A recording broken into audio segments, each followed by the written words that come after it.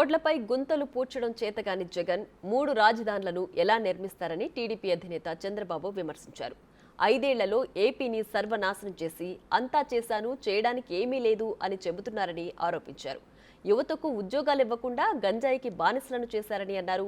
TDP అధికారంలోకి రాగానే గంజాయిని నిర్మూలించి యువతకు నైపుణ్యాలు పెంపొందించేలా శిక్షణ కేంద్రాలు ఏర్పాటు చేస్తామని హామీ ఇచ్చారు.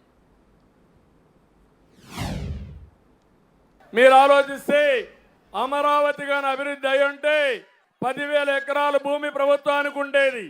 ప్రభుత్వం అంటే ప్రజలు, ఆస్తి మీది. ఈరోజు వేల కోట్ల రూపాయల ఆదాయం వచ్చేది. భూమి అమ్మితే లక్షల కోట్ల రూపాయలు ఆదాయ వనరులు మనకు సమకూరేటివి. దాంతో పింఛన్లు ఇచ్చేవాళ్ళం, పనులు చేసేవాళ్ళం, మనకి ఏం కావాలన్నా ఉపయోగించుకొని మన బిడ్డల భవిష్యత్తు కోసం బాగా చదివించేవాళ్ళం. మొత్తం దుర్మార్గుడు ఈ ముఖ్యమంత్రి వచ్చి మొత్తం సంపదని విధ్వంసం చేశాడు. ప్రారంభమే మీరు చూశారు.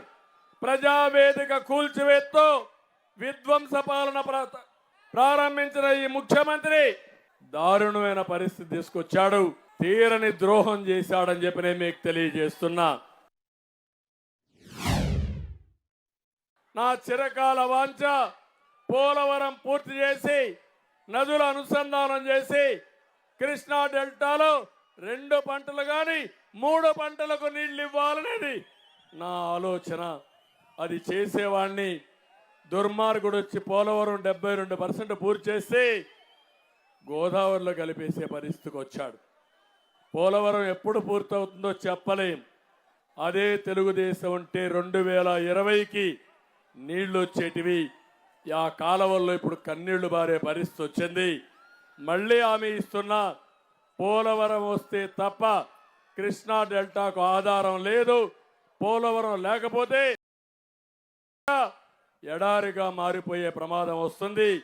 మీరు రేపు జరిగే ఎన్నికల్లో 1 సైడ్గా ఓటేసి మీ ప్రగతి కోసం, రైతుల భవిష్యత్తు కోసం ఓటేయాల్సిందిగా నేను తల్లికి తండ్రికి అడుగుతున్నా, కుటుంబ పెద్దలకు అడుగుతున్నా. మీ ఇంట్లో మనవడు మనవరాళ్ళు ఉంటే ఉద్యోగం కావాలని కోరుకుంటావా, గంజాయికి అలవాటు పడాలని కోరుకుంటావా? తల్లి తండ్రి చెప్పమని కోరుకుంటున్నా. ఏం తమ్ముళ్ళు మిమ్మల్ని అడుగుతున్నా, మీ పిల్లలకు ఉద్యోగాలు వచ్చాయా? ఏమమ్మా తల్లులో మీ పిల్లలకు ఉద్యోగాలు వచ్చాయా? వస్తాయని నమ్మకం మీకుందా? మరి ఈ సైకో జగన్ చెప్తున్నాడు అన్నీ ఇచ్చేశానని, అభివృద్ధి చేసేశానని, ఇంకా చేసేది ఏమీ లేదని. అందుకే నేను అడుగుతున్నా, మీ పిల్లల భవిష్యత్తుకు గ్యారంటీ నాదే. మీరు సిద్ధమా?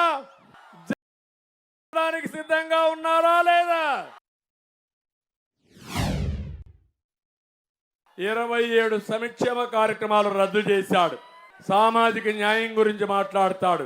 భూమి కొనుగోలు పథకాన్ని రద్దు చేశాడు. బెస్ట్ అవైలబుల్ స్కూల్స్ ని పథకాన్ని రద్దు చేశాడు.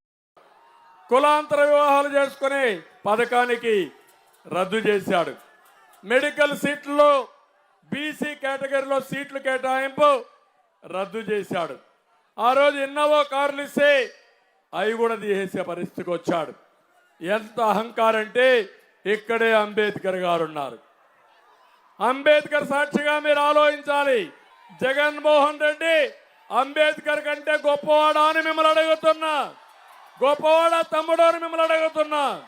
నేను అంబేద్కర్ గారి పేరు ఎస్సీలకు విదేశ విద్యా విధానానికి పెడితే అంబేద్కర్ పేరు తీసి జగన్మోహన్ రెడ్డి పేరు పెట్టుకొని ఒక్కరికైనా విదేశ విద్యకు డబ్బులు ఇచ్చాడా తమ్ముళ్ళు అని అడుగుతున్నా. ఇది న్యాయమా అని మిమ్మల్ని అడుగుతున్నా. ఇతను దళిత ద్రోహేనా కాదా అని అడుగుతున్నా. ఈస్ట్ గోదావరి జిల్లాలో అనంతబాబు అనే వ్యక్తి కారు డ్రైవర్ని చంపేసి చేస్తాడు. విశాఖపట్నంలో సుధాకర్ అనే డాక్టర్ మాస్క్ అడిగాడని వేధించి చంపేస్తారు. ఒకరిద్దరు కాదు, దగ్గర 388 మంది హత్య గావించబడ్డారు. లేకుంటే ఆత్మహత్యలు చేసుకున్నారు, అడ్రస్ లేకుండా పోయారు.